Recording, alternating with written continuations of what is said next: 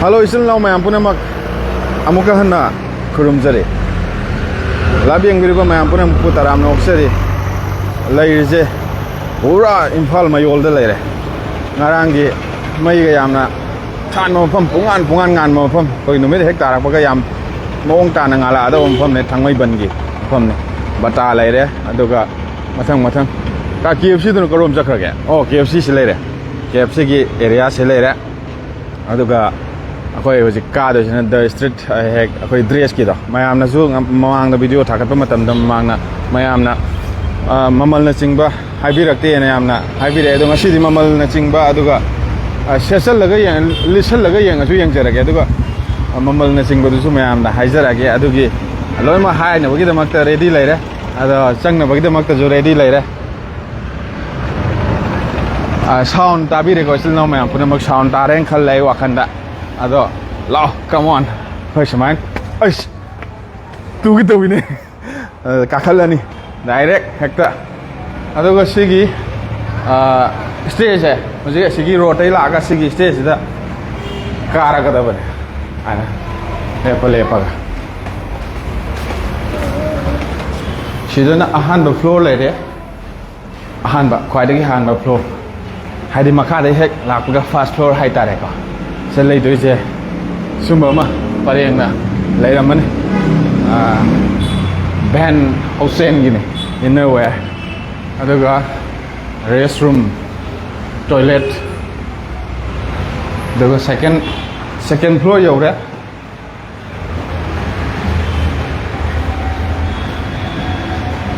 sida second floor yore matungda som nakandana views jengba yare kogi main road laiba kogi thangmaiban road to se leire hek mamang sida kogi dem college ki mama loi urani sida ado sida na te sanga da budi som sai sini ado la come on hek hang tok pa mikupta maru ana sida open thar le ni ka store timing 2 pm dagina 7 pm bhoba nungthil gi dukal ni kogi afternoon hai tare sa sing to ga ngaktang uirum to roga hek hagulakpa mikupta dukan je hangan 2 pm dagina 7 pm bhoba every day including Sunday ado suti thaba laite Sunday bokta dum dukan hange sat ekla hang tok pa yare open bu tharama ba si close tharama ga di yadre open bu tharama di hang tok pa yare hek sangi buga raido se ing lawa condition am lai mane yam ing ba hai tare ko manung je AC ga tha lai mane ing lawa hang ma pan na khar lang e do manung da di yam na postan na dum lai mane yawi ba dress me am je jacket pareng ma sum yawra sida jacket koi gi winter da lit pa ya ba jacket winter di changa ni tha mani da ngai re winter chang ka do ba tha mani huji winter chang ab ne ayuk ta phajana ing ab ne adum akoi gi lechil ga thare hai tare ko aduna jacket litra ga di yada ba condition am lai re hujikti ana jacket singje sida lai re the north face sabagi ga adum jacket ni makhal gi ni se lai je aduga lairi me am jigi hana brief amtang tawjarake lairi me am je koi gi use ni aduga use oi jata ga jo khoi da isa hek listen bada try taw bada listen bada yamna khudong cha da ba adugumba kantu layer roi maram di kai gna total sanitize tawraba koi gi marang khom da leba Mr Blue ga tied up tawraga Mr Blue da gi dry clean tawraga aduga sanitize su tawraga hekta leigi baga natraga na hekta khallaga try taw bada listen bo khot bada isa da koi gi use oi bagi isa da phuri phurang thungani aduga khujli tawgani aduga ringmam tawgani haibagi aduga makaimta thoidok pa dum sing na ngai oide lairiba punamak loinamak dry clean and sanitize tawraba adumba furit firon ngaktani haijage aduna lai hoji jacket ki utba hogi do makha cha tharak pada maman mathum na chingba dum lo haijarake mayam da sida aduga amana mu brand je yam akhoi gi phajaba brand ngaktani haitare ko mayam na khangna ba hena ingon de hena khangbi ba silno mayam yawgani aduna hek uba kan acid phaine bot phaine khone haiba aduma brand ngaktani lai mayam je jacket lai je dum khara ten ba jacket khara sang ba jacket North Face ki ko ada sina New Balance ki lady North Face ki lady sisina kari Ikorova ro Ikorova semaina tete le si Nepa adagi Mountia adagi Nilet adagi sisiju millet hai ba ko millet na te millet hai ba ni ko ai di khang je de ko ada sisina se wheel rover adagi matang machu ga se posta ata ba ko the red face ki adagi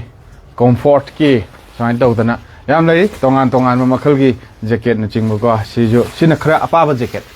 na ningtham tha da su lit pa ya ba aduga summer da su lit pa ya ba ta re ka ana sina khra apa ba wind cheater ga na ba da moi gi ada sida Los Angeles kai Lakers hai de ko youth department California da gi la ko adagi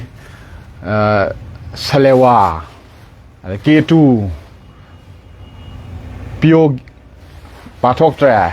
K2 sisina wind cheater gi apa ba jacket sidi manungda ko gi kemyaw de ba tare papa ba jacket ni nungsit phaujan da bi amadi sun protection gi damakta calendar lit pa ba do ningtham tha da sum lit pa kanda khar ingli taro yam kana di ingna ba dum makhal gi jacket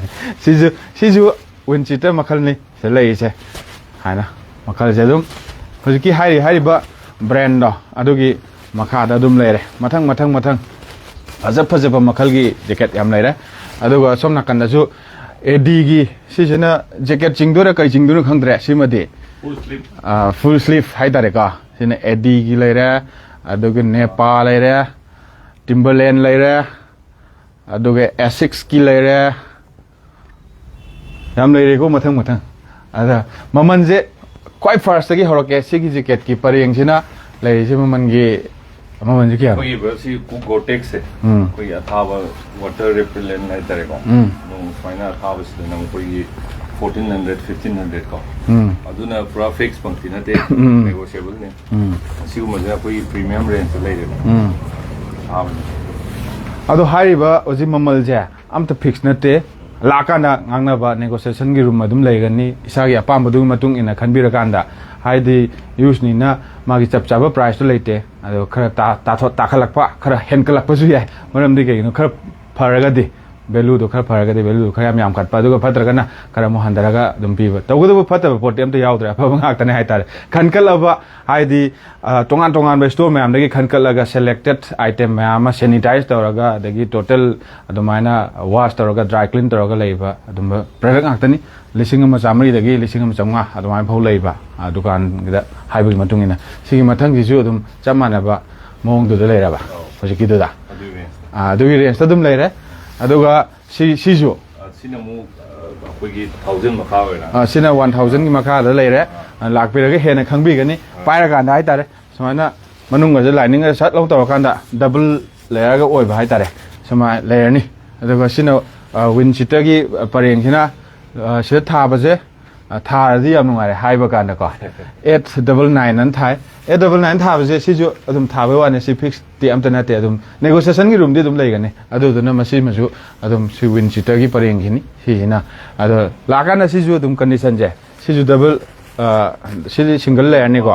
wind cheater oi ba ge aduga sigi se zipper ga jam apa ba ji hai ta re ko moi chen ga je ko sat eta taw si khara jam ora ba sona ka gi jam oi da ba se si sema ga yani kem na te se pi cha pakot pa leng ani adunan sumba leiri ani sanje manung da pi ma chapa lem ba ko ana phaw makhal gi hai da re ne si smai ga ja lo hang tok pa matam da lai je sigi brand lumoi outdoor da ching mai le ko si white color gi aduga sigi ko gi full ko gi kudang achon bi hai da mai te lon da kudang achon bi gi party ji jo sa da man the tra sim de si jina kya mo aduna 700 sina 750 adu maina sigi dukan gi store gi price e aduni adu la kan da adu su ta ba ya ba condition yam lai ri room je adu si dana mo roman ni si de store gi wena store gi wena direct fancy da ka adu back kum di lai ko si ko da ko gi shirt ya la su ya ba adu ga adu west back wata shirt yan chen bi ne ko di ni san na mi da adu suma back yam lai ri sina puma gi mai adu ga sina Jan Sport hai maleka adu sim makha da ju si ju hujiki khudang achon bi da ꯐꯕ ꯑꯗꯨꯒ ꯁ꯭ꯄꯣꯔꯠꯀꯤ ꯑꯃ ꯂꯩꯁꯤꯅ ꯅꯠꯇꯕ꯭ꯔꯥ ꯅꯠꯇꯦ T ꯁꯥꯔꯠꯅꯦ ꯁꯤꯒꯨꯝꯕꯁꯤꯅ ꯑꯃꯨꯛ book ꯂꯩꯈ꯭ꯔꯦ ꯁꯤ book ꯂꯩꯈ꯭ꯔꯕ book ꯂꯩꯇꯥꯔꯁꯨ ꯑꯝꯇꯪ ꯎꯠꯍꯧꯒꯦ ꯃꯌꯥꯝꯅ ꯁꯦ ꯕꯨꯛ ꯂꯩꯔꯕ ꯍꯥꯟꯅꯅ ꯕꯨꯛ ꯇꯧꯁꯜꯂꯒ ꯊꯝꯈ꯭ꯔꯦ ꯍꯥꯏꯕꯗꯤ ꯀꯩꯒꯤꯅꯣ ꯍꯥꯏꯕꯗ ꯕꯨꯛ ꯇꯧꯕ ꯌꯥꯔꯤꯁꯦ ꯀꯔꯝꯕ ꯀꯟꯗꯤꯁꯟꯗ ꯌꯥꯔꯤꯅꯣ ꯍꯥꯏꯕꯗ ꯗꯨꯀꯥꯟꯁꯤꯒꯤ ꯑꯣꯏꯅ ꯋꯥꯆꯦꯞ ꯒ꯭ꯔꯨꯞ ꯂꯩ ꯋꯥꯆꯦꯞ ꯒ꯭ꯔꯨꯞꯇꯨꯗ ꯑꯗꯨꯝ ꯀꯣꯟꯇꯦꯛ ꯇꯧꯔꯒ ꯁꯨꯃꯥꯏꯅ ꯍꯥꯟꯅ ꯕꯨꯛ ꯇꯧꯕ ꯍꯥꯏꯇꯥꯔꯦ ꯋꯥꯆꯦꯞ ꯒ꯭ꯔꯨꯞꯇꯨꯗ ꯍꯥꯟꯅ ꯁꯤ ꯂꯥꯛꯄ ꯃꯌꯥꯝꯁꯦ ꯋꯥꯆꯦꯞ ꯒ꯭ꯔꯨꯞꯇꯨꯗ ꯑꯗꯨꯝ ꯐꯣꯇꯣꯅꯆꯤꯡꯕ ꯑꯌꯥꯝꯕ ꯊꯥꯒꯠꯂꯤ ꯑꯗꯨꯒꯤ ꯐꯣꯇꯣꯗꯨꯗꯒꯤ ꯌꯦꯡꯕꯤꯔꯒ ꯏꯆꯤꯜ ꯏꯅꯥꯎ ꯃꯌꯥꯝꯅ ꯄꯥꯝꯕꯤꯔꯛꯄꯗꯒꯤ ꯁꯤꯁꯦ ꯍꯥꯟꯅ ꯕꯨꯛ ꯇꯧꯁꯜꯂꯛꯄꯅꯦ ꯍꯥꯏꯇꯥꯔꯦ ꯑꯗꯣ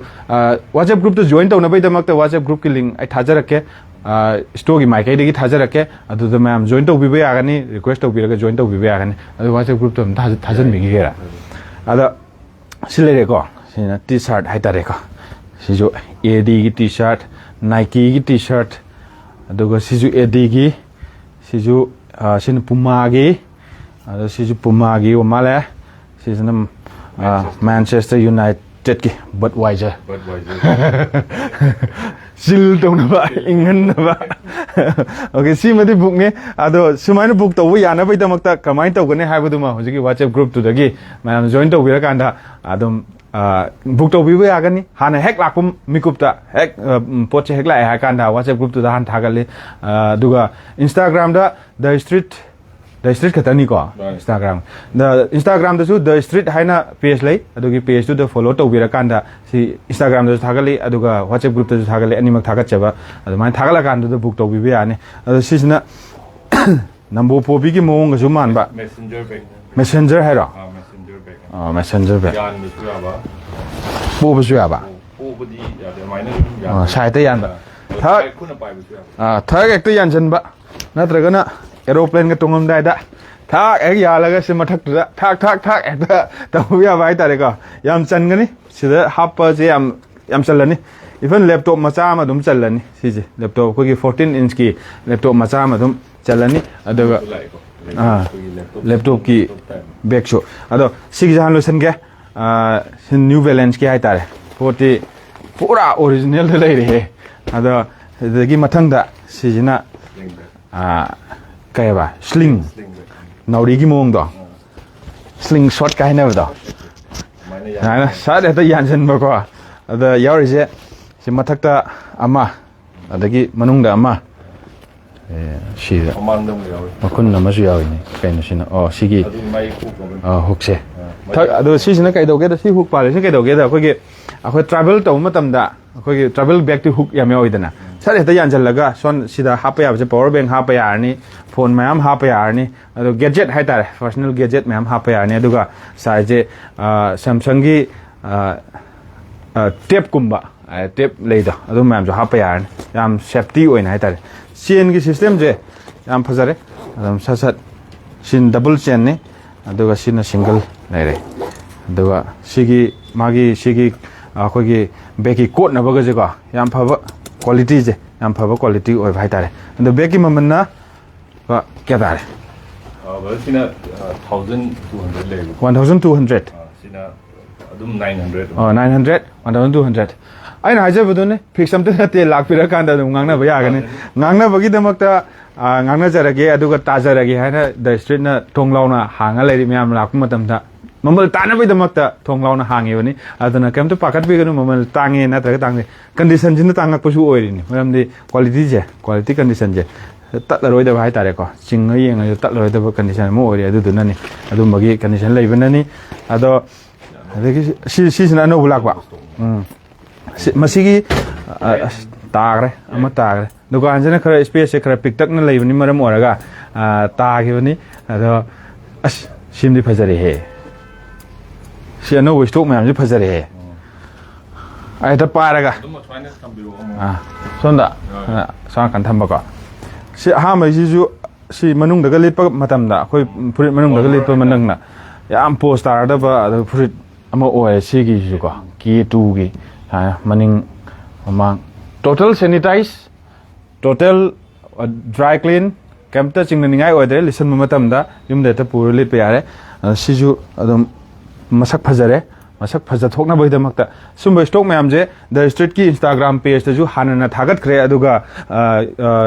WhatsApp group to Hana Target, book to some people no ma'ams later, I do a book to Driba group that I know black passing high Tareka. Nike original code was duplicate and code per Karadin Kenego. Original duplicate Jamayan. She the cross Shatoraktra. She Shatora is a massive duplicate. I didn't go to put my friend in Lane. Other Karashatora is she's a kind of Napsigi and I was a color wakan color lane. No, Phoebe Queen and Napazul, Pijim Takidaman, and Masi Drendat Common Napsirana. I don't know original duplicate Karadam Kenavale Tanaka. Seems you, Shizu, Kudangshon Bida. Mate Mayoba, Chen Matem Sing the Yoba, Hitare, Adam PGM post Arigo, shit Nali, Hitarico, dry clean guitar, Kariba, dry clean Hinatana, Kari, dry Nati Kari, Karia, dry fit guitar to Hitarico, Sina. She machine in any one to copy that machine brand Ganguza video Kaki Mamangi seems you see the cur tire Tata Lawe. Seem the Pazani, Hijo winter warmer. Manung the Taviko. Masasa wing at the lay, Sidiko, Sim the Angon of the Sabu Zani, Cinnamon later, and there was cinnamon later, cinnamon, Cadogeta was a key, I know what style lighter, the pocket Kayo, I know what style was a key, Chanavi Ditare, was a kiss and every mangi pocket of Mayaga. I lie, said that cinnamon lady. The key, Sizu Digini, Kakenabaja. So I can always be out here, Manung is the car. Yamako, Simazinian, Kennedy, Target P, Cocket Pico, and then he cooked the bee, Yam Lady, Shizu, Wamane, the girl Shizu Fazane. She got it over the legal lit cadavni, Neshidi. Got over Ganguki Hitarigo. She manning the Fazare, manning for star, she styles. She later, and the gay. Simazu later, Sina Amuba, I get it. Hasanam Giko, Sina Amuba later. The Siju, Sijina, Sijina Kogi, jacket kitab to Vaitarine, Mawongze, Kogi, Kudanga Sangwida, San Kanava, Mid Kanava, Minkimangan Kanava, Kado get a cedar pocket, Masamos Yoribo, Kay Hamnam Noshi. I forget Anine Shida. She does salon phone, Talon could hybrid the emergency, the salon at Hapsanyava. I see. She does had Hapsanyava. She does send Katung the way. Double Jenny, Sona condition Katujava, Son condition the Java. Pura style of Nini.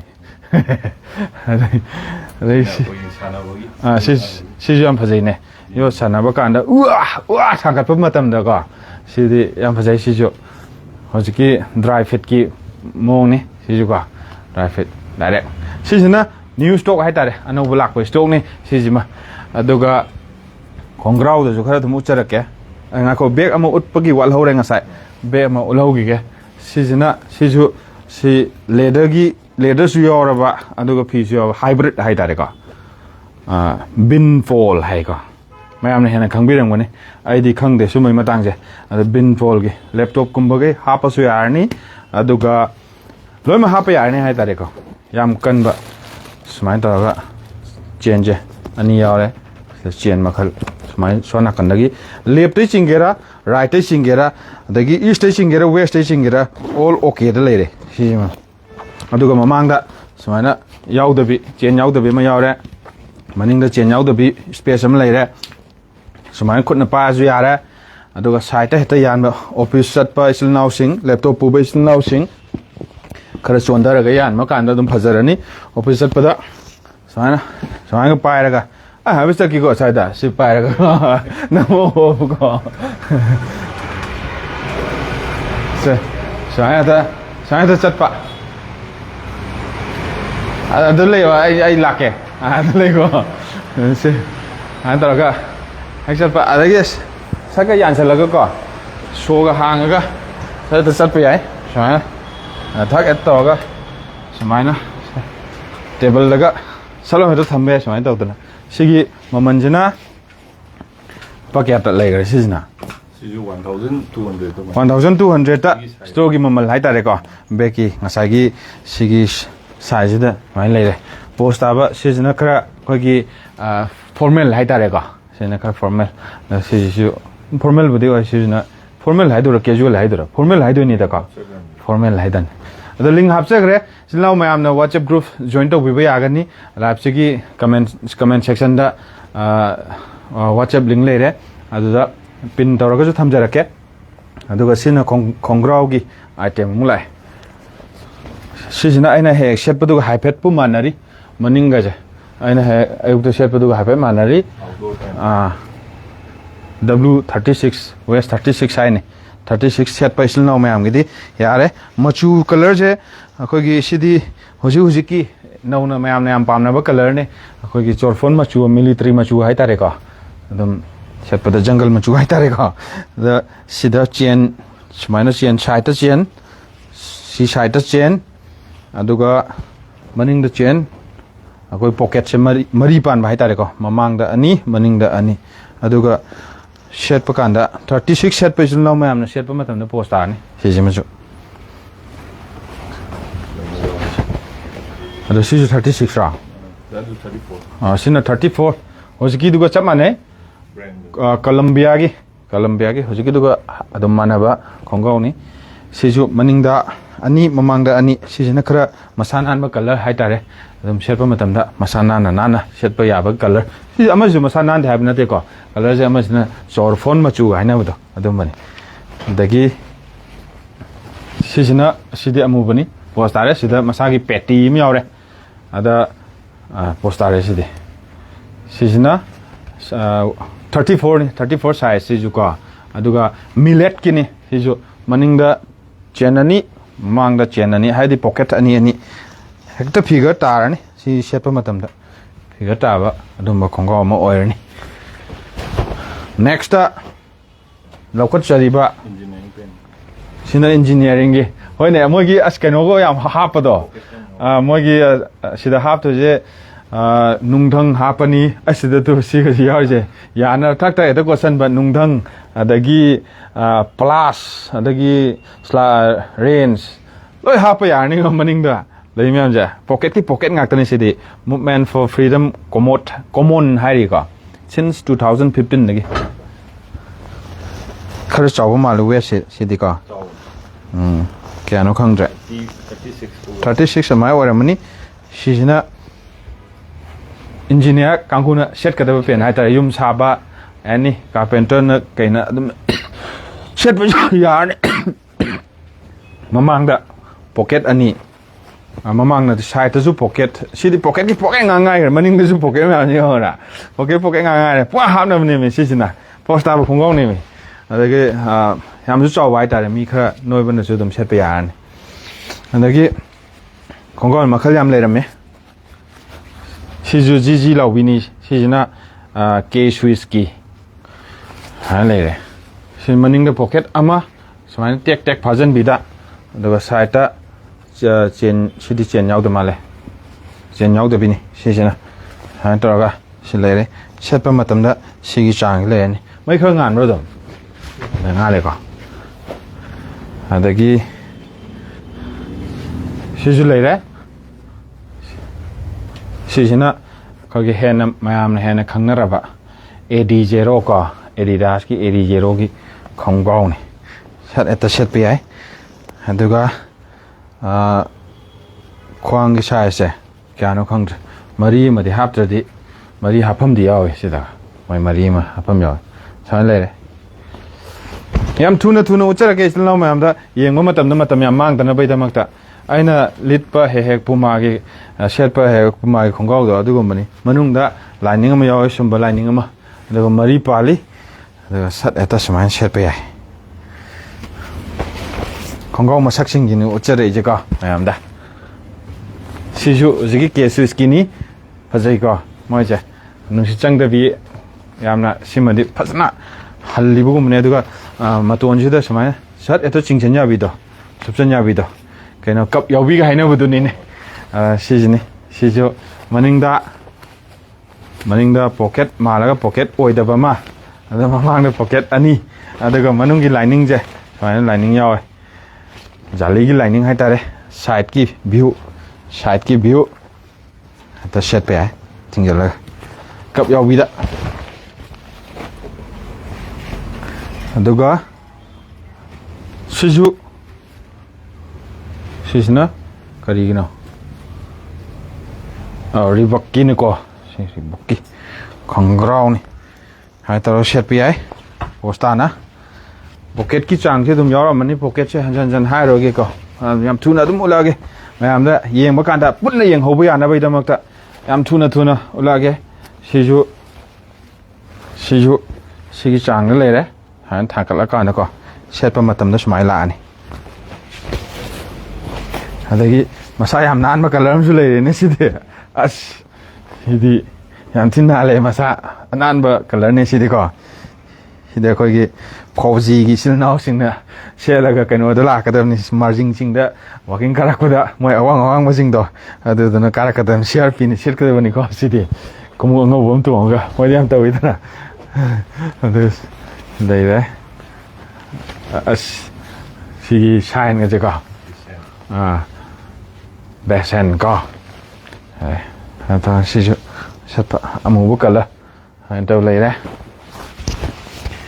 ꯑꯗꯒꯤ ꯁꯤꯁꯤꯅ ꯑꯇꯦꯟꯕ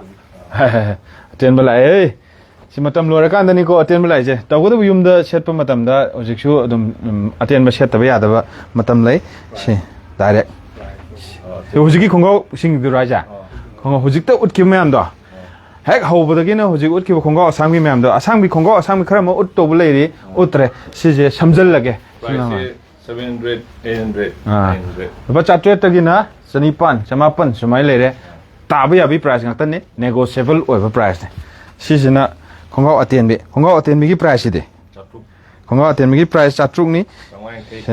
950 ꯁꯨꯃꯥꯏꯅ ꯇꯧꯔꯒ set ꯍꯦꯛꯇ ꯍꯨꯝꯕ ꯌꯥꯏ ꯃꯅꯤꯡꯗ ꯂꯩꯗꯣꯏꯁꯤꯅ ꯁꯦ ꯗꯣꯖꯔꯁ ꯑꯅ ꯂꯩꯔꯅꯤ ꯃꯅꯤꯡꯒꯤ ꯄꯣꯀꯦꯠ ꯃꯥꯟꯕ ꯄꯣꯀꯦꯠ ꯅꯠꯇꯕꯤ ꯑꯗꯨꯒ ꯁꯥꯏꯠꯇ ꯁꯤꯁꯦ ꯁꯤꯅ ꯃꯣꯕꯥꯏꯜꯒꯨꯝꯕ ꯑꯃ ꯍꯥꯞꯅꯕꯒꯤ ꯆꯦꯟ ꯌꯥꯎꯗꯦ ꯁꯤꯃꯗꯤ ꯃꯅꯨꯡꯒꯤ ꯂꯥꯏꯅꯤꯡ ꯁꯨꯃꯥꯏꯅ ꯇꯧꯋꯤ ꯃꯔꯤꯒꯥꯏꯗꯤ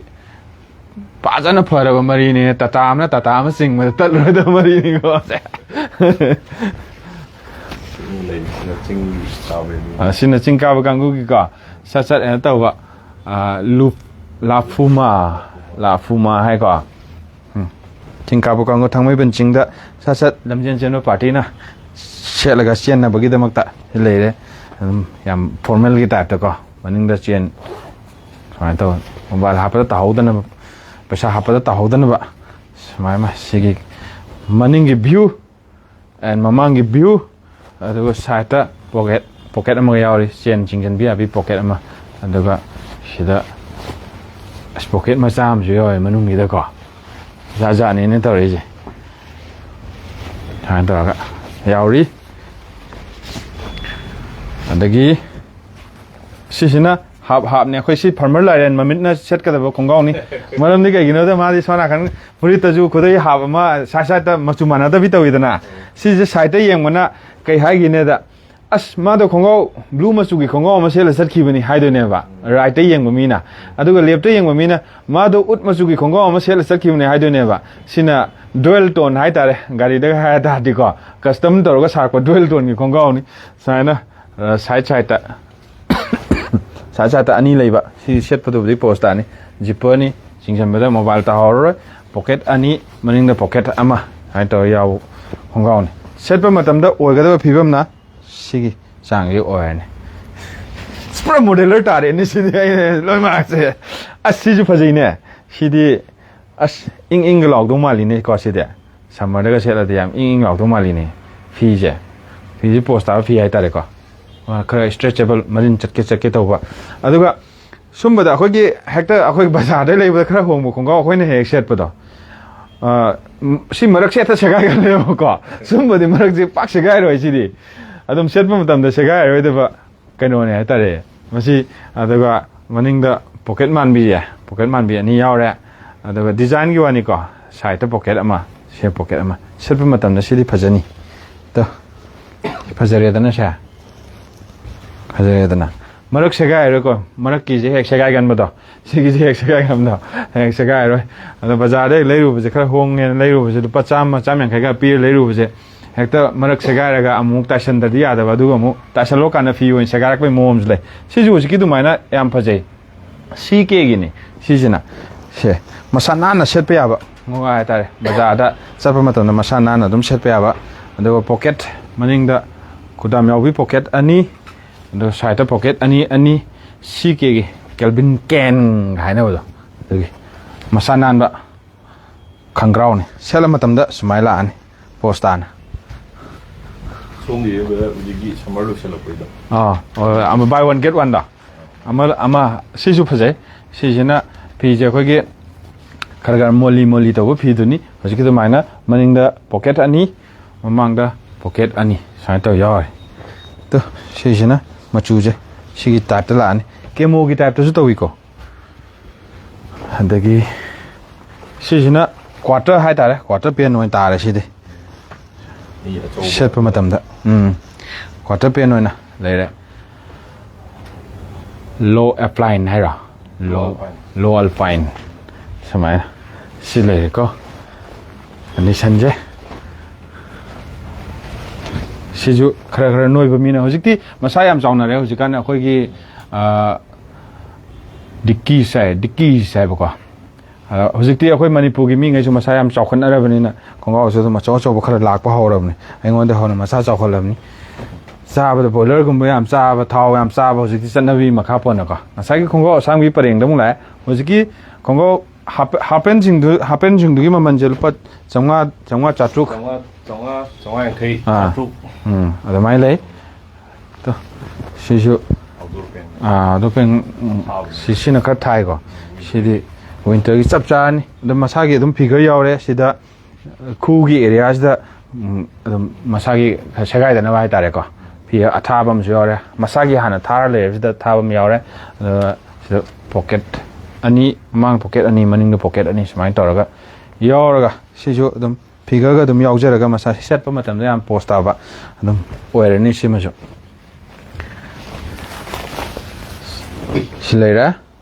ꯃꯊꯪ ꯈꯔ ꯊꯨꯅ ꯎꯂꯕꯗ ꯁꯤꯃꯁꯨ ꯂꯩꯔꯦ ꯑꯦꯗꯤꯒꯤ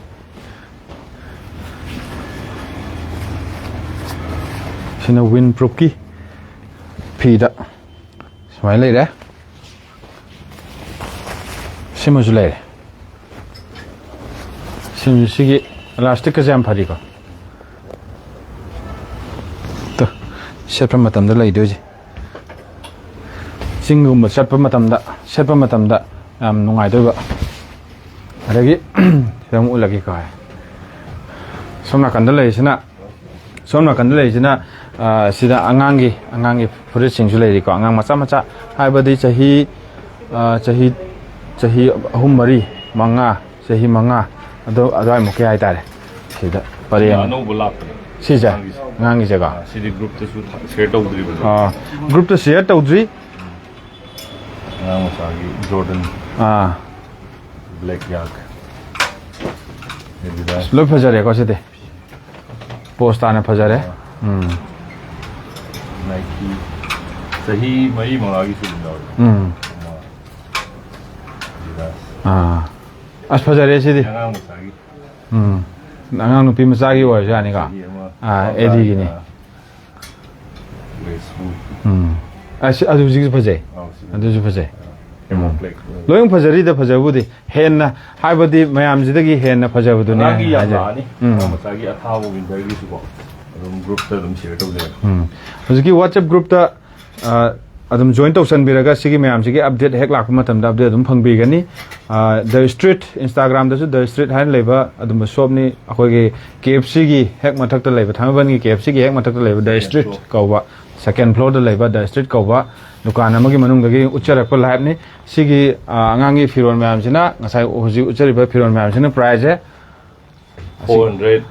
500 ꯑꯗꯒꯤ 300 ꯄꯤꯕꯁꯨ ꯂꯨꯄꯥ 300ꯗꯒꯤ ꯍꯧꯔꯒ 500 ꯐꯥꯎꯗꯤ ꯑꯗꯨꯝ ꯂꯩꯔꯦ ꯑꯗꯨꯒ ꯐꯤꯛꯁ ꯑꯝꯇ ꯅꯠꯇꯦ ꯍꯥꯏꯖꯔꯤꯕ ꯃꯌꯥꯝꯁꯦ ꯑꯗꯨꯝ ꯂꯥꯛꯑꯒ ꯅꯦꯒꯣꯁꯤꯌꯦꯁꯟꯒꯤ ꯔꯨꯝ ꯑꯃ ꯑꯗꯨꯝ ꯆꯥꯎꯅ ꯍꯥꯡꯗꯨꯅ ꯊꯝꯖꯔꯤ ꯍꯥꯏꯖꯒꯦ ꯄꯣꯠꯁꯨ ꯄꯥꯏ ꯌꯦꯡꯉꯀꯥꯟꯗꯁꯨ ꯈꯪꯒꯅꯤ ꯍꯦꯛ ꯈꯪꯒꯅꯤ ꯁꯤ ꯌꯦꯡꯕꯗꯁꯨ ꯑꯗꯨꯝ ꯄꯦꯗ꯭ꯔꯦꯛ ꯀꯥꯞꯄꯤ ꯁꯤꯒꯁꯦ ꯍꯦꯛ ꯄꯥꯏ ꯃꯇꯝꯗꯀꯣ ꯐꯤꯒꯁꯦ ꯌꯥꯝ ꯐꯩ ꯑꯗꯨꯒ ꯁꯤꯒꯤ ꯇꯤ ꯁꯥꯔꯠ ꯂꯩꯔꯤ ꯃꯌꯥꯝꯁꯤꯁꯨ ꯀꯣ ꯁꯤꯒꯤ ꯋꯤꯟꯇꯔ ꯆꯪꯉꯛꯑꯕꯅꯤ나 ꯋꯤꯟꯇꯔ ꯆꯪꯉꯛꯑꯕꯅꯤꯅ ꯕꯥꯏ 1 ꯒꯦꯠ 1ꯒꯤ ꯑꯣꯐꯔ ꯑꯃ ꯌꯥꯝ ꯊꯨꯅ ꯁꯤꯜꯂꯅꯤ ꯑꯗꯣ ꯑꯍꯥꯟꯕ ꯂꯥꯛꯄꯗ ꯑꯍꯥꯟꯕ ꯂꯥꯛꯄ ꯏꯆꯤꯜ ꯏꯅꯥꯎꯁꯤꯡꯗ ꯈꯨꯗꯣꯡꯆꯥꯕ ꯄꯤꯖꯒꯅꯤ ꯑꯗꯣ ꯁꯤꯒꯤ ꯁꯦ ꯑꯅꯧꯕ ꯂꯥꯛꯄ ꯑꯍꯥꯟꯕ ꯂꯥꯛꯄ ꯏꯆꯤꯜ ꯏꯅꯥꯎꯁꯤꯡꯗ ꯈꯨꯗꯣꯡꯆꯥꯕ ꯄꯤꯔꯅꯤ ꯁꯤꯁꯤꯃ ꯂꯥꯛꯄꯤꯔꯀꯥꯟꯗ ꯕꯥꯏ ꯋꯥꯟ ꯒꯦꯠ ꯋꯥꯟꯗ ꯑꯗꯨꯝ ꯐꯪꯕꯤꯔꯒꯅꯤ ꯍꯥꯏꯇꯥꯔꯦꯀꯣ ꯁꯤ ꯌꯥꯝ ꯐꯖꯔꯦ ꯁꯦꯠꯊꯕ ꯃꯥꯜꯂꯦꯀꯣ ꯁꯦꯀꯦꯟꯒꯤ ꯋꯥꯆꯦꯞ ꯒ꯭ꯔꯨꯞ ꯍꯥꯟꯅꯒꯤ ꯁꯦꯀꯦꯟꯒꯤꯗꯣ ꯑꯗꯨ ꯑꯝꯇꯪ ꯑꯗꯨ ꯊꯥꯖꯤꯟꯕꯤꯔꯣ ꯁꯤꯗ ꯄꯤꯟ ꯇꯧꯔ ꯊꯝꯖꯒꯦ ꯇꯤ ꯁꯥꯔꯠꯁꯦ ꯃꯈꯜ ꯌꯥꯝ ꯂꯩꯀꯣ ꯁꯤ ꯃꯌꯥꯝꯁꯦ ꯂꯣꯏ ꯎꯠꯂ ꯇꯥꯔꯗꯤ ꯍꯣꯔꯦꯟ ꯄꯨꯡ 6-7 ꯑꯗꯨꯋꯥꯏꯐꯥꯎ ꯇꯥꯅꯤ ꯁꯤ ꯃꯌꯥꯝꯁꯤꯒꯤ ꯑꯗꯨꯒ ꯃꯃꯜꯁꯦ ꯄꯤꯟ ꯇꯧꯒꯦ ꯑꯃꯨꯛꯀ ꯊꯥꯖꯤꯟꯕꯤꯔꯣꯅꯦ ꯄꯤꯟ ꯇꯧꯔ ꯊꯝꯒꯦꯕ ꯎꯍꯧꯗ꯭ꯔꯦꯕꯀꯣ ꯑꯗꯒꯤ ꯁꯤꯒꯤ ꯍꯧꯖꯤꯛꯀꯤ ꯇꯤ ꯁꯥꯔꯠꯁꯤꯅ ꯀꯌꯥ ꯑꯣꯏꯗꯣꯏꯕ ꯇꯤ-ꯁꯔꯠꯁꯤꯡꯁꯦ 600 ꯀꯣ ꯑꯗꯨꯝ 600 ꯐꯤꯛꯁ ꯅꯠꯇꯦ ꯑꯗꯨꯝ ꯇꯥꯕ ꯂꯨꯄꯥ 400 ꯁ꯭ꯇꯣꯔꯒꯤ ꯃꯃꯜꯗ ꯂꯨꯄꯥ 400 ꯂꯩꯕ ꯇꯤ ꯁꯥꯔꯠꯅꯦ ꯑꯗꯣ ꯂꯥꯛꯄꯤꯔ ꯃꯇꯝꯗ ꯑꯗꯨꯝ ꯉꯥꯡꯅꯕ क्वालिटीꯒꯤ ꯃꯇꯨꯡ ꯏꯟꯅ ꯉꯥꯡꯅꯕ क्वालिटी ꯄꯥꯏꯔꯀꯥꯟꯗ ꯈꯪꯕꯤꯒꯅꯤ ꯏꯆꯤꯜ ꯏꯅꯥꯎ ꯃꯌꯥꯝ ꯄꯨꯝꯅꯃꯛ ꯁꯤꯒꯤ ꯌꯦꯡꯉꯀꯥꯟꯗ ꯂꯤꯠꯁꯜꯂꯀꯥꯟꯗ ꯏꯁꯥꯗ ꯂꯤꯠꯂꯀꯥꯟꯗ ꯁꯤ ꯀꯟꯗꯤꯁꯟꯁꯤꯗꯤ ꯌꯥꯏꯅꯦ ꯍꯥꯏꯕꯗꯨꯃ ꯑꯗꯨꯝ ꯃꯁꯥꯅ ꯑꯗꯨꯝ ꯋꯥꯈꯜ ꯑꯗꯨꯝ ꯊꯣꯛꯂꯛꯑꯅꯤ ꯃꯁꯤꯁꯤꯃ ꯑꯗꯨꯅ क्वालिटीꯒꯤ ꯃꯇꯨꯡ ꯏꯟꯅ ꯄ꯭ꯔꯥꯏꯁꯇꯨ ꯂꯩꯒꯅꯤ ꯁ꯭ꯇꯣꯔꯒꯤ ꯃꯃꯜꯗ ꯍꯧꯖꯤꯛ ꯂꯩꯔꯤꯁꯦ ꯂꯨꯄꯥ 400 ꯍꯥꯏꯔꯒ ꯂꯩꯔꯤ ꯑꯗꯣ ꯅꯦꯒꯣꯁꯤꯌꯦꯁꯟꯒꯤ ꯔꯨꯝ ꯑꯗꯨꯝ ꯂꯩꯔꯤ ꯏꯆꯤꯜ ꯏꯅꯥꯎ ꯃꯌꯥꯝ ꯄꯨꯝꯅꯃꯛ ꯄꯥꯈꯠꯄꯤꯒꯅꯨ ꯑꯩꯁꯨ ꯑꯍꯥꯟꯕꯗ ꯄꯥꯈꯠꯂꯝꯃꯦ ꯅꯦꯒꯣꯁꯤꯌꯦꯠ ꯌꯥꯏ ꯍꯥꯏꯕꯗꯒꯤ ꯄꯥꯈꯠꯂꯛꯇꯣꯏꯅꯤ ꯁꯨꯝ ꯑꯗꯨꯒ ꯏꯟꯁꯇꯥꯒ꯭ꯔꯥꯝ ꯄꯥꯏꯕꯤꯕ ꯏꯆꯤꯜ ꯏꯅꯥꯎꯁꯤꯡꯒꯤꯗꯃꯛꯇ ꯗ ꯁ꯭ꯇ꯭ꯔꯤꯠ ꯀꯧꯕ ꯏꯟꯁꯇꯥꯒ꯭ꯔꯥꯝꯗ ꯗ ꯁ꯭ꯇ꯭ꯔꯤꯠ ꯑꯅ ꯊꯤꯕꯤꯔꯀꯥꯟꯗ ꯑꯗꯨꯝ ꯐꯪꯕꯤꯒꯅꯤ ꯗ ꯁ꯭ꯇ꯭ꯔꯤꯠꯇꯁꯨ ꯑꯗꯨꯝ ꯍꯦꯛ ꯑꯅꯧ ꯁ꯭ꯇꯣꯛ ꯂꯥꯛꯄ ꯃꯌꯥꯝ ꯊꯥꯒꯠꯆꯩ ꯑꯗꯨꯒ ꯋꯥꯆꯦꯞ ꯒ꯭ꯔꯨꯞꯇꯁꯨ ꯑꯅꯧꯕ ꯁ꯭ꯇꯣꯛ ꯂꯥꯛꯄꯗꯣ ꯍꯥꯟꯅ ꯊꯥꯒꯠꯆꯩ ꯑꯗꯨꯒ ꯑꯣꯟꯂꯥꯏꯟ ꯕꯨꯀꯤꯡ ꯇꯧꯕꯤꯔꯛꯄ ꯏꯆꯤꯜ ꯏꯅꯥꯎꯁꯤꯡꯒꯤ ꯇꯣꯉꯥꯟꯅ ꯈꯥꯏꯗꯣꯛꯑꯒ ꯑꯗꯨꯝ ꯊꯝꯖꯩ ꯁꯤꯒꯤ ꯈꯨꯗꯣꯡꯆꯥꯕꯗꯨꯃ ꯋꯥꯆꯦꯞ ꯒ꯭ꯔꯨꯞꯇ ꯌꯥꯎꯁꯟꯕꯤꯔꯒ ꯑꯃꯗꯤ ꯏꯟꯁꯇꯥꯒ꯭ꯔꯥꯝꯗ ꯐꯣꯂꯣ ꯇꯧꯁꯟꯕꯤꯔꯒ ꯑꯗꯨꯒꯤ ꯈꯨꯗꯣꯡꯆꯥꯕꯗꯨꯃ ꯐꯪꯕꯤꯒꯅꯤ ꯊꯥꯈ꯭ꯔꯕ ꯊꯥꯕꯗꯤ ꯀꯃꯦꯟꯇ ꯑꯗꯨꯝ ꯍꯥꯞꯄꯅꯦ ꯁꯤ ꯊꯣꯛꯂꯛꯇ꯭ꯔꯤꯅꯤ ꯂꯥꯛꯇꯕ ꯑꯗꯨꯝ ꯁ꯭ꯇꯣꯔ ꯆꯠꯂꯒ ꯑꯗꯒꯤ ꯁꯣꯝ ꯅꯥꯀꯟꯒꯤꯁꯤ ꯁꯤꯁꯨ ꯁꯤꯒꯤ ꯇꯤ ꯁꯥꯔꯠ ꯒ꯭ꯔꯨꯞꯁꯦ ꯈꯛꯇꯔ ꯍꯧꯖꯤꯛꯀꯤ ꯍꯥꯏꯗꯣ ꯁꯤꯁꯨ ꯌꯥꯎꯔꯕ ꯁꯤ ꯄꯨꯂꯞꯁꯦ ꯑꯣꯀꯦ ꯇꯤ ꯁꯥꯔꯠꯁꯦ ꯃꯈꯜ ꯌꯥꯝ ꯂꯩꯔꯦ ꯇꯤ ꯁꯥꯔꯠ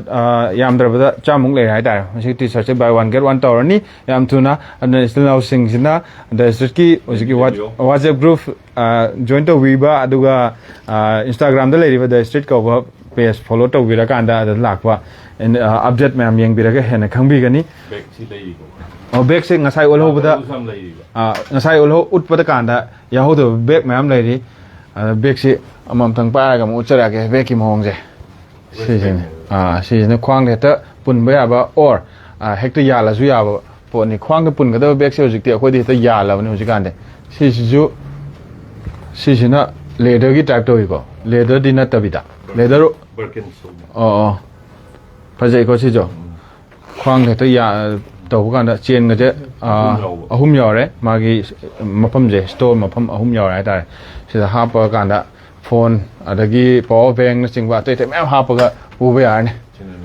ꯁꯤꯅ ꯅꯨꯄꯤꯒꯤ ꯁꯥꯏꯠꯇꯒ ꯍꯦꯛꯇ ꯌꯥꯜꯂꯒ ꯄꯨꯅꯕꯒꯤ ꯐ꯭ꯔꯟꯠꯇ ꯑꯗꯨꯝ ꯌꯥꯟꯕ ꯌꯥꯕꯅꯤ ꯅꯨꯄꯤꯅ ꯍꯦꯛ ꯌꯥꯟꯅꯕꯗꯣ ꯍꯧꯖꯤꯛꯀꯥꯟ ꯌꯥꯝ ꯌꯥꯟꯅꯩꯗꯅ ꯑꯗꯨꯅ ꯄꯩꯁꯥꯒꯨꯝꯕ ꯍꯥꯞꯄꯗ ꯀ꯭ꯔꯣꯁ ꯕꯣꯗꯤ ꯌꯥꯟꯒꯗꯕ ꯇꯧꯔꯒ ꯖꯤꯝ ꯆꯠꯄ ꯃꯇꯝꯗ ꯑꯗꯨꯒ ꯑꯩꯈꯣꯏꯒꯤ ꯖꯨꯝꯕꯥꯒ ꯆꯣꯡꯕ ꯃꯇꯝꯗ ꯆꯠꯄ ꯃꯇꯝꯗ ꯀꯩꯅꯣ ꯁꯦꯛꯁ ꯀꯩꯀꯥ ꯍꯥꯞꯄꯒꯤꯀꯣ ꯇꯥꯛꯊꯛꯅꯦꯒ ꯄ꯭ꯔꯣꯇꯤꯟꯒꯤ ꯁꯦꯛꯁ ꯅꯨꯡ ꯀꯔꯤ ꯀꯔꯥ ꯑꯗꯨ ꯍꯥꯞꯄ ꯃꯇꯝꯗ ꯑꯗꯨꯝ ꯄꯣꯁ ꯇꯥꯔꯛꯇꯕ ꯕꯦꯒꯅꯤ ꯍꯥꯏꯇꯥꯔꯦꯀꯣ ꯑꯗ ꯌꯥꯝ ꯂꯩꯔꯤ ꯇꯥꯔꯛꯀꯗ꯭ꯔꯥ ꯑꯃꯨꯛ ꯄꯥꯈꯠꯂꯤꯅꯤ ꯑꯗꯨꯒ ꯑꯥꯗ ꯑꯃꯁꯨ ꯂꯩꯔꯦ ꯊꯥꯏꯅ ꯃꯃꯥꯡꯉꯩꯗ ꯑꯩꯈꯣꯏꯅ ꯌꯥꯝ ꯄꯨꯅꯔꯝꯕ ꯃꯑꯣꯡꯒꯤ ꯕꯦग ꯑꯃ ꯂꯩꯔꯦ ꯁꯤꯗ ꯁꯤꯁꯦ ꯍꯥꯟꯅ ꯑꯩꯈꯣꯏꯅ मतम खरगी ममांगदा हाइतारे अखोइन क्लास 8 का कारिंगे मतमदा सिगी शेप की बैग से हम पुनरम सिगी पोस्ट आरे सेमजो अदो सिदा लई स्पेस है ममांगे अमा अदो सिगी अनि स्टोर अनि हाइतारे को स्टोरेज अनि याव बैग नि सिमजो हाना ममांगदा अखोइना क्लास 8 का कार काना सिगी डिजाइन हम पुनरम ने मतम अमा अदोगी दुमा याम एंटिक फीलिंग हम फावरनी अदो फीजी हम फै को पाइ मतमदा फीजी ता पाइ मतमदा हम फै फी फबगी चांग जे अखोइ पाइ मतमदा खंगे हादा सिगी बैग सिंग साइ ममल दो ओदरा 1000 हाबदा 900 तगी सिगुमसिना 800 द बाइना ले 800 900 माइना लुपा चनी पांदे हौरगा ngасai बैग उचरी मैम जे लुपा चनी पांदे हौरगा लुपा 1,000 चनी अदाइ बक्ता लई स्टोर की प्राइस जे अदुगा हाईवे एक्सप्लोरिंग मनपुर की साइड तौथोर सके 200K योरकान तौथोर सके लॉटरी हम तौथोर सके लॉटरी अखोई हजिकान याम कोमीदनको लॉटरी हम तौथोर सके सुंगो सुंग तौथोर सके हजिकी बैग की प्राइस हाइजरे अदुगा सिदाजु सेम सिगी मिजना लिटलिसु दुम योलिनिको से डिजाइन की थम्बनी बैग से थम्बनी सिनि ngasi nomagi sidasu leiri bag से बैग याम लेरी जिम चलप कांगू की बैग नसीदे ट्रेवलर पोस्टा ना सिदासु लेरी बैग से मखल मखल याम लेरी लाउ मैम पुनमक अदगी सिसु लेरी बैग से अदगी जिन की पार्टी दा यामदी यामदबिदा खोंग्राव तरुक कुंब लेरी जिन की दा लोइदोरे खोंग्राव तरुक कुंब लेरी जिन की दा जिन की जे जिन की जनल पक इसी जिन जनल पक क्या है दोनों जिन से ब्रो 1000 जुलाई जिन से अनो बखर लाने विंटेज कुंभ को याम थुन लाने को हफ्ता मनुंग याम थुन लाने इसलिए मैं हम पुनः द स्ट्रीट Instagram page दा follow तोक्सन बिरगा अदुगी अपडेट खंगबिगनी अदुगा WhatsApp group तजु join तोबिरकांदा अलाक अलाक पा हेक नोमदा लाकु मैम दो अदुम अपडेट थागतचबा द स्ट्रीट की WhatsApp group अनि लेरे आम group तु चंददना अदु अनि सुबो group मु सेमे अदुगी group तुमा comment section दा link दि थागरे है अदु आइना उ फंगद्रे सिलनाव मैम उबिरगा दे अदु join तोक्सन बिरगा सिगी हेना सिगी अपडेट मैम जे खंगबिगनी अदो मफम जे हमको हाइजरके अरोय बोयना लैरि मफम जे द स्ट्रीट ना हाइबा दुकान सिनी अदुगा थ्राइव स्टोर नि सेकंड फ्लोर दा लेबा KFC की मेमसी मॉल हाइबदो अदो KFC मखा दा लेरे सिजना थांगमैबन रोड ने मैना पुंगान गान थानबा थांगमैबन रोड ने KFC एसे लेरे KFC की हेक मथकता सेकंड फ्लोर दा साइ तौदना असुगुम स्टे काखत पिरा मतुंगा द स्ट्रीट थेंगबिरने अदुना हेक हौरकपदसु लाइव हेक हौरकपदसु मखादगी दुम काखचरकपगी मोंग हाइजरबनी लंबी ताक्सरबनी सिलनाव मयामना लाइव से रिकेप ओने येंबिरकांदसु दुम खंगबिगनी अदुगा हुजुजिक मयामना अपामबगी मतुंग इन्ना मयामदा प्राइस न सिंगबा अदुगा प्रोडक्ट मयाम उसखरे मयामना अपामबा यावरगदी अदुम लाकपिरगा मागी स्टोर हांगबई टाइमिंग से 2 PM दगिना 7 PM बावबा नुंगदिलगी स्टोर नि अयुकी चाक इसिंग चार मतुंग ngaktung uira matung ek lakpiraga khanbi biagani pung 8 nungdangi pung 8 pawa hangma dum store ni the street masi haijara ka silnaw mayam punamak matang swaidagi lotion jage amutang sathok piraga lairiba stores da lairiba adugumba firon fruit ki condition quality ki condition price ki condition tanabiyo hangbiyo yamna ngangna banungaiba nongmi tawba maithong galona welcome to birakani adana lakbi matanda exploring manipur gi lak ta gi su khangbi bani na amtang panbiraga adugi khudong saabsu kitang lawbiyo haijage silnaw mayam punamak matang swaidagi live se lotion jarage mayam punam po mukhan na thaga charaga matang swaidagi khurumjari